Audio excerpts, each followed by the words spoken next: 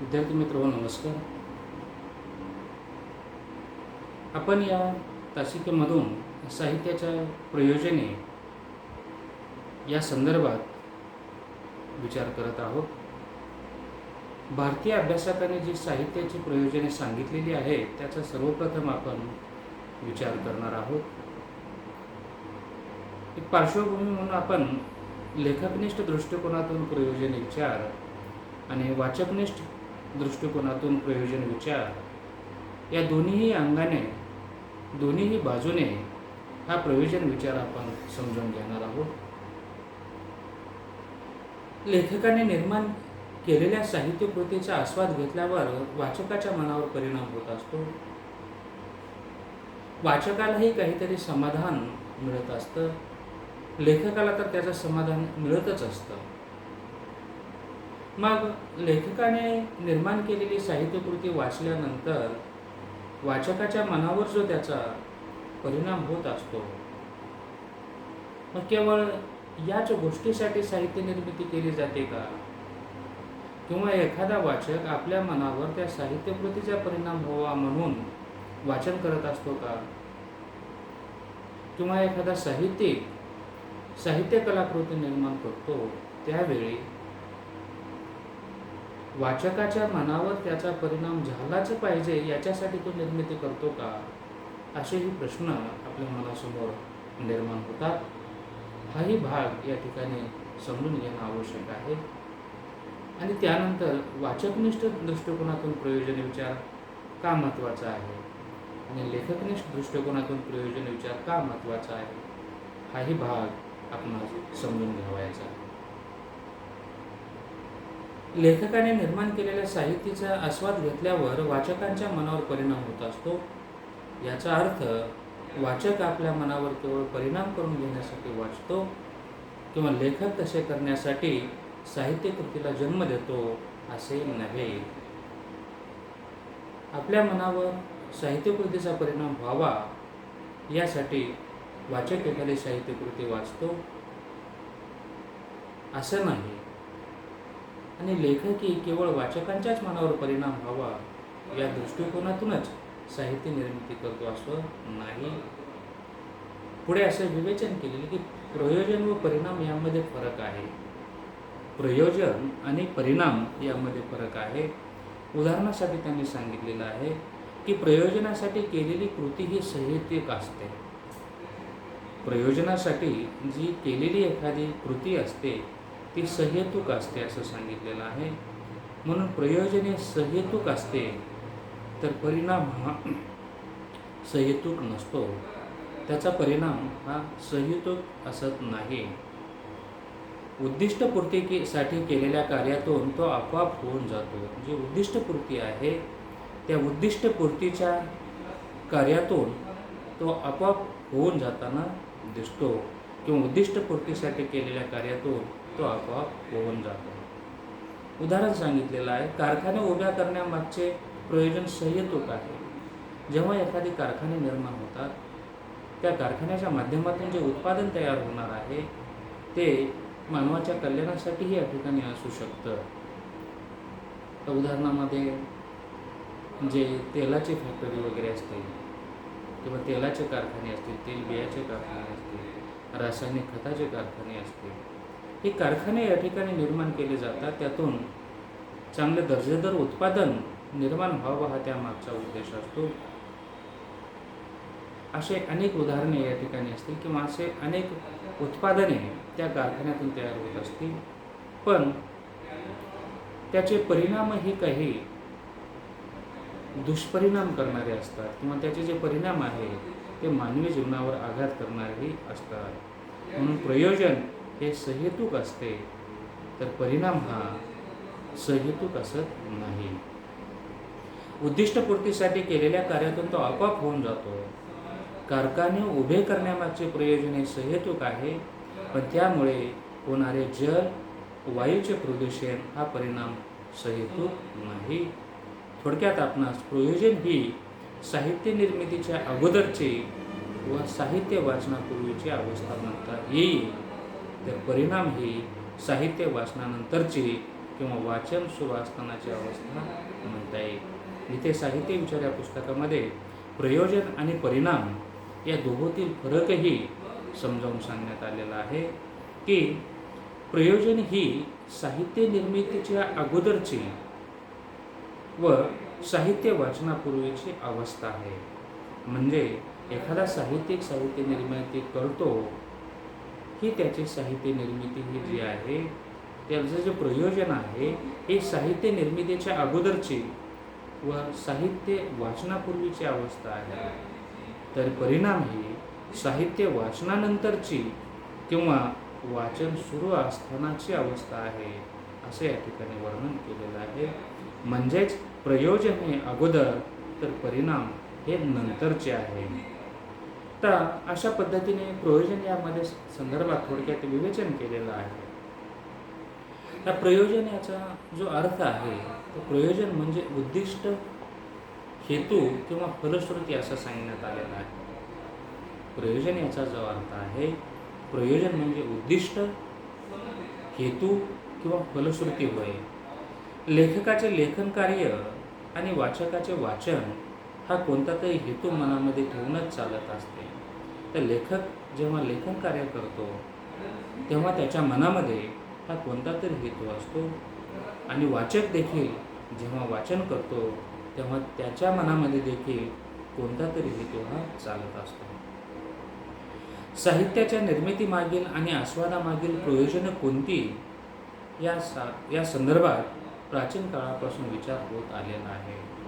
मग हे साहित्य निर्मितीचं मुख्य प्रयोजन काय आहे किंवा त्याचं मुख्य उद्दिष्ट काय आहे, साहित्य निर्मिती का केली जाते या संदर्भामध्ये अनेक काळापासून हा विचार सुरू आहे. प्राचीन काळापासून हा विचार आहे. आधुनिक काळामध्ये देखील हा विचार सुरूच आहे. मग साहित्य निर्माण करणारा साहित्यिक तो साहित्यकृती का निर्माण करतो आणि साहित्यकाराने निर्माण केलेली साहित्यकृती तो वाचक का वाचतो या दृष्टिकोनातून लेखकनिष्ठ प्रयोजन आणि वाचकनिष्ठ प्रयोजन या संदर्भामध्ये आपणास विचार करावयाचा आहे. तर आपण पार्श्वभूमी म्हणून प्रयोजन म्हणजे काय याचा थोडक्यात भाग पाहिलेला आहे. त्यानंतरचा एक दुसरा महत्त्वपूर्ण घटक जो आहे तो दुसरा महत्त्वपूर्ण घटक म्हणजे भारतीय साहित्यिकांनी सांगितलेली साहित्याची प्रयोजने. विद्यार्थी मित्रांनो, प्रश्न हा वेगवेगळ्या पद्धतीने विचारला जाऊ शकतो. भारतीय अभ्यासकांनी सांगितलेली प्रयोजने स्पष्ट करा. किंवा दुसरा प्रश्न असू शकतो या प्रकरणावर आधारित पाश्चात्य अभ्यासकांनी सांगितलेली साहित्याची प्रयोजने स्पष्ट करा. तर प्रश्नाचं स्वरूप लक्षात घेऊन आपणास भारतीय अभ्यासकांनी सांगितलेली साहित्याची प्रयोजने आणि पाश्चात्य अभ्यासकांनी सांगितलेली साहित्याची प्रयोजने ही दोन्हीही वेगवेगळी आहेत.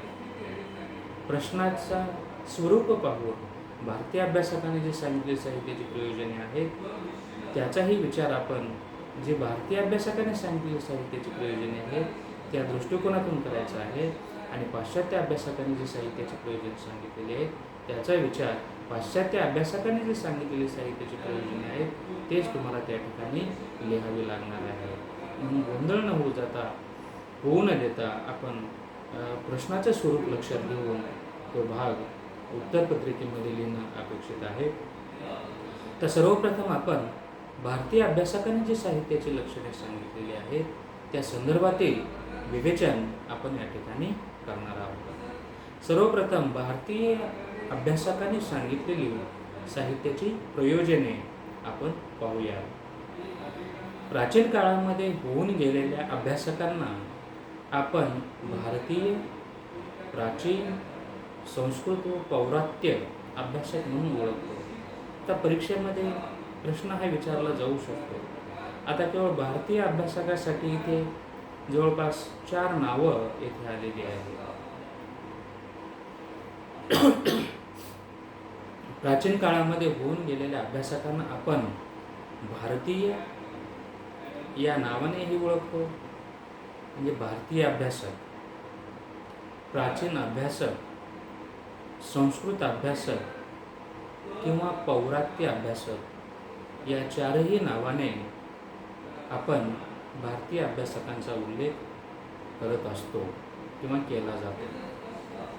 म्हणून प्राचीन काळामध्ये होऊन गेलेल्या अभ्यासकांना आपण भारतीय, प्राचीन, संस्कृत व पौरात्य अभ्यासक म्हणून ओळखतो. यामध्ये प्राचीन अभ्यासकामध्ये प्रथम आपणास भरत मुनी यांचा विचार करावा लागतो. जे प्राचीन भारतीय अभ्यासक आहेत, त्या प्राचीन भारतीय अभ्यासकामध्ये सर्वप्रथम आपणास भरत मुनी हे एक प्रसिद्ध संस्कृत अभ्यासक आहेत, त्यांचा विचार करावा लागतो. भरत मुनीने जो विचार मांडलेला आहे तो त्यांनी आपल्या नाट्यशास्त्र या ग्रंथामध्ये मांडलेला आहे. इथे जो भाग वर्णन केलेला आहे त्या पद्धतीने आपण हा भाग समजून घेणार आहोत. म्हणून प्राचीन अभ्यासकामध्येही आपण साहित्याची प्रयोजने पाहत असताना सर्वप्रथम आपणास भरत मुनी यांचा विचार करावा लागतो. आता हे त्यांचे जे ग्रंथ आहे त्या ग्रंथांची नावे आपणास लक्षात ठेवावी लागणार आहेत. भरत मुनीचा जो ग्रंथ आहे त्याचं नाव काय आहे? नाट्यशास्त्र. भरत मुनी यांनी आपल्या नाट्यशास्त्र या ग्रंथामध्ये हा विचार मांडलेला आहे. मग त्याने काय स्पष्टीकरण केलेलं आहे किंवा आपलं काय मत मांडलेलं आहे? तर त्यांच्या मते जगामध्ये गरीब आणि श्रीमंत या दोघांनाही दुःख होतं. आता हा जो विचार आहे हा सर्वकालिक आहे. तर एखादा गर्भश्रीमंत आहे म्हणून तो पूर्णतः सुखीच आहे असे या ठिकाणी नाही, आणि एखादा गरीब आहे तो कायम गरीबच आहे असं नाही. गरीब आणि श्रीमंत असे कुणीही असो, त्यांच्या वाट्याला किंवा त्यांच्या जीवनामध्ये, दैनंदिन जीवनामध्ये किंवा त्यांच्या आयुष्यामध्ये सुख दुःखात्मक प्रसंग हे येत असतात. त्यांच्या मते जगामध्ये गरीब आणि श्रीमंत दोघांनाही दुःख होते. कुणीही असो, प्रत्येकाला दुःख हे येतच असतं किंवा त्यांच्या वाट्यामध्ये दुःख हे काही अंशी असतं. मग ते कुणाच्या वाट्यामध्ये जास्त असेल, कुणाच्या वाट्यामध्ये कमी असेल. जे गर्भश्रीमंत असतात कदाचित त्यांच्या जीवनामध्ये सुखाचे क्षण जास्त असतील आणि कमी हे दुःखाचे क्षण असतील किंवा दुःखाचे कमी क्षण असतील. आणि जो गरीब व्यक्ती आहे त्याच्या जीवनामध्ये दुःखाचे प्रसंग जास्त असतील, सुखाचे क्षण कमी असतील. म्हणून प्रत्येक व्यक्तीच्या जीवनामध्ये, जगामध्ये, तो गरीब असो अथवा श्रीमंत असो, त्याच्या वाट्याला दुःख हे येतच असतं.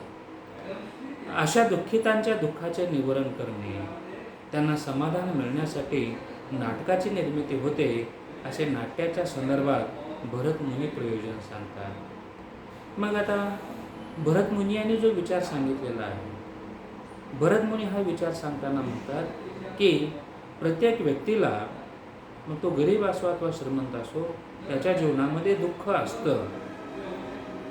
मग त्याची नाट्यशास्त्राच्या अनुषंगाने विचार करत असताना त्या काळामध्ये जे नाटकाची निर्मिती झालेली आहे, ती नाटकाची निर्मिती यासाठी झालेली आहे की तो एखादा व्यक्ती गरीब असो अथवा श्रीमंत असो, आपल्या दैनंदिन जीवनातून तो थोडासा बाहेर आला पाहिजे. आपल्या दररोजच्या जीवनामधून त्याचे जे काही दिनचर्या आहे त्या दिनचर्येतून सुखदुःखात्मक प्रसंगातून तो बाहेर आला पाहिजे आणि आपल्या दररोजच्या जीवनापेक्षा वेगळं जे जीवन आहे ते नाटकासारख्या कलाकृतीच्या माध्यमातून त्यांनी अनुभवलं पाहिजे, पाहिलं पाहिजे. आणि त्या काळामध्ये याच हेतूने नाटकाची निर्मिती झाली होती आणि त्या काळामध्ये हे अशा पद्धतीची नाटके सादर केली जात होती. ती नाटके पाहण्यासाठी त्या काळातील जो प्रेक्षक वर्ग आहे तो येतेही असे. म्हणून अशा दुःखितांच्या दुःखाचे निवारण करणे, त्यांना समाधान मिळण्यासाठी नाटकाची निर्मिती होत असे. नाट्याच्या संदर्भात भरत मुनी प्रयोजन सांगतात. नाट्यशास्त्रामध्ये त्यांनी नाटकाला पंचम वेग असे म्हणून साहित्याचे मोठेपण सांगितलेले आहे. नाट्यशास्त्रामध्ये त्यांनी नाटकाला पंचम वेग असं म्हटलेलं आहे आणि त्यातून त्यांनी त्याचं मोठेपण सांगितलेलं आहे.